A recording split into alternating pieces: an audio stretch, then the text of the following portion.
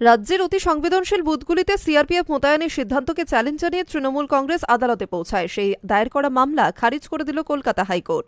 গুরুত্বপূর্ণ এই মামলায় রায় ঘোষণা করে আদালত জানিয়ে দেয়, নির্বাচন কমিশনের জারি করা নির্দেশিকায় কোনো বেআইনি দিক নেই।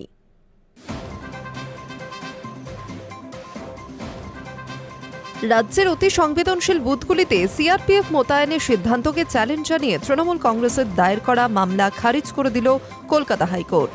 শুক্রবার গুরুত্বপূর্ণ এই মামলা রায় ঘোষণা করে আদালত জানিয়ে দেয়, নির্বাচন কমিশনের জারি করা নির্দেশিকায় কোনো বেআইনি দিক নেই।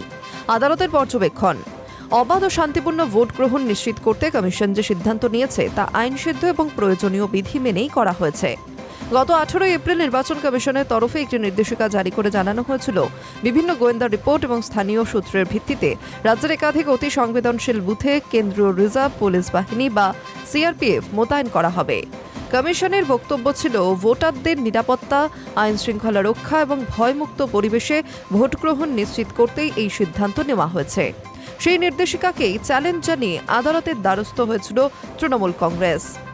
মামলায় তৃণমূলের তরফে আইনজীবী অনির্বাণ রায় দাবি করেন, সিআরপিএফ মোতায়েনের ক্ষেত্রে নির্বাচন কমিশনের ম্যানুয়াল অন ফোর্স ডিপ্লয়মেন্ট যথাযথভাবে অনুসরণ করা হয়নি। তার যুক্তি, ভোট গ্রহণের অন্তত 6 মাস আগে থেকেই স্পর্শকাতর এলাকা চিহ্নিতকরণের কাজ শুরু হওয়ার কথা, কিন্তু এই ক্ষেত্রে নির্বাচন প্রক্রিয়া শুরু হওয়ার পর আচমকাই ওই নির্দেশিকা জারি করা হয়েছে। তার অভিযোগ, সিআরপিএফ মোতায়েনের সিদ্ধান্ত রাজনৈতিকভাবে উদ্দেশ্যপ্রণোদিত এবং নির্দিষ্ট রাজনৈতিক লক্ষ্য নিয়েই তা করা হয়েছে। এর পাল্টা নির্বাচন কমিশনের আইনজীবী দামা শেষাদ্রি নাইডু আদালতে সাফ জানান, নির্বাচন চলাকালীন প্রক্রিয়ার মাঝপথে আদালতের হস্তক্ষেপের সুযোগ সীমিত। তিনি সংবিধানের 329B ধারার উল্লেখ করে বলেন, নির্বাচনী প্রক্রিয়া শুরু হয়ে গেলে আদালতের হস্তক্ষেপ অত্যন্ত সীমাবদ্ধ। কমিশন সংবিধান ও নির্বাচনী বিধি মেনেই পরিস্থিতি বিচার করে সিদ্ধান্ত নিয়েছে।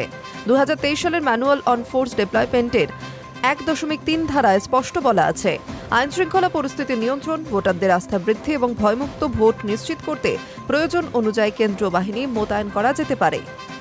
দুই পক্ষে সওয়াল জবাব শুনে আদালত কমিশনের অবস্থানকেই মান্যতা দেয়। বিচারপতির পর্যবেক্ষণ, নির্বাচন কমিশনের এই সিদ্ধান্ত কোনো হঠকারী পদক্ষেপ নয়। গোয়েন্দার রিপোর্ট, প্রশাসনিক তথ্য এবং মাঠ পর্যায়ের মূল্যায়নের ভিত্তিতেই অতি সংবেদনশীল বুথগুলিতে সিআরপিএফ মোতায়েনের সিদ্ধান্ত নেওয়া হয়েছে।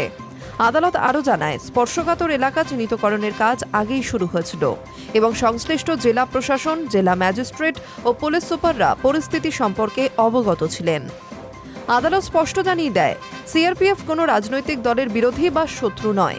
কেন্দ্রীয় বাহিনীর কাজ একটাই, ভোট প্রক্রিয়া যাতে শান্তিপূর্ণ, নিরপেক্ষ এবং সন্ত্রাসমুক্ত পরিবেশে সম্পন্ন হয় তা নিশ্চিত করা।